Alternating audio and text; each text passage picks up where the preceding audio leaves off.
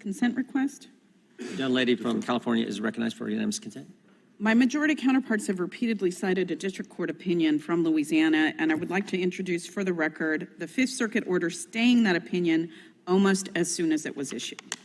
Objection. The chair now recognizes the gentlelady from... Point of order, Mr. Chairman. Gentleman from New York is recognized. The distinguished gentlelady from New York mentioned a poll. I would just ask that she identify what poll that is, and if we could enter it into the record. I'm sure she'll be happy We to will do submit that. it for the record.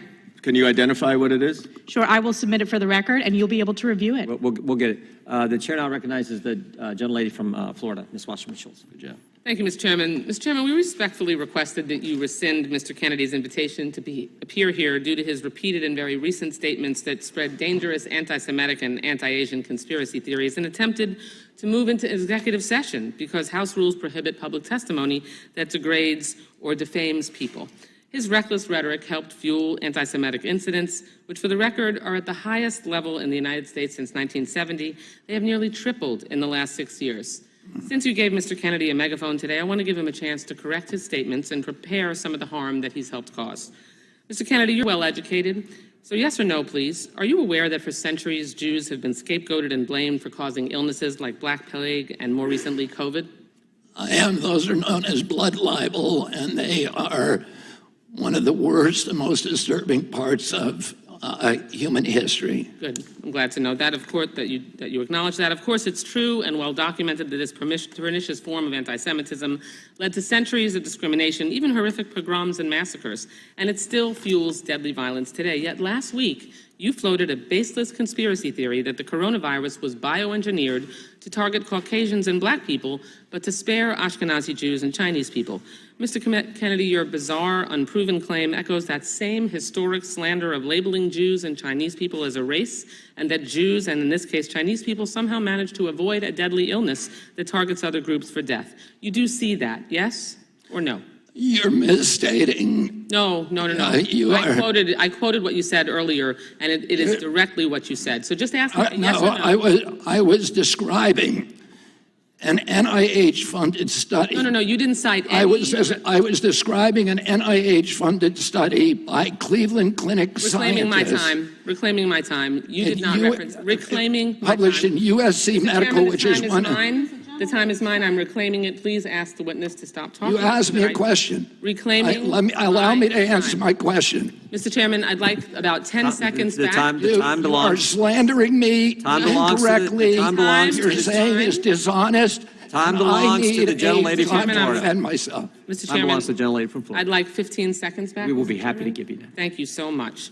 You did not cite any study like you are citing here now during that conversation. You referenced no study at all. You simply labeled Jews and Chinese people as a race, and you also said that somehow they managed to avoid a deadly illness that targets other groups for death. You don't see that? You're trying to rewrite history here. A few months ago, Mr. Kennedy, you compared COVID public health policies to barbaric murderous tactics of Nazi Germany, saying that Jewish people in Nazi Germany had more freedom than Americans facing COVID health restrictions.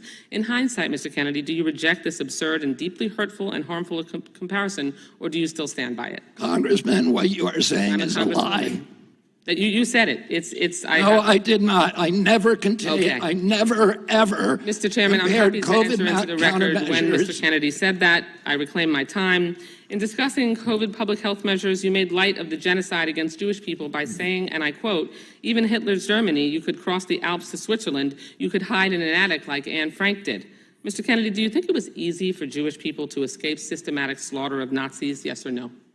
Absolutely not. Okay, good. Mr. Kennedy, do you think it was just as hard to wear a mask during COVID as it was to hide under floorboards or false walls so you weren't murdered or dragged to a concentration camp?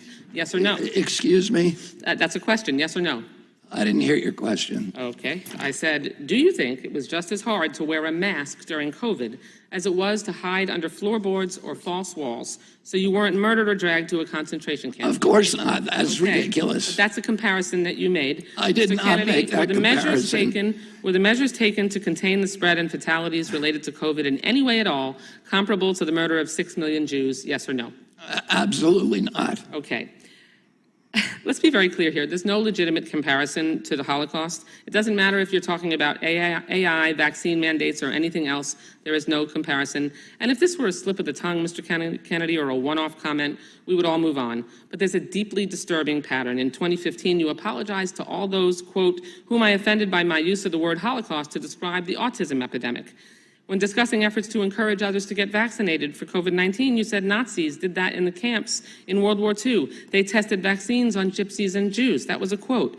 Like before, you apologized for invoking the Holocaust, saying, quote, to the extent my remarks caused hurt, I am truly and deeply sorry. These are not real statements of contrition or remorse. They are passive-aggressive non-apologies that blame the listener for reacting to the lie you just spread. I'm deeply saddened that this is a conversation we're having today. I have deep respect for what Mr. Kennedy's family did and still does to make life better for all Americans. But what you are doing now, Mr. Kennedy, and the forces you aligned yourself are reckless, dangerous, and disturbing by echoing dangerous claims such as, quote, Jews don't really suffer as much as we do, which you said.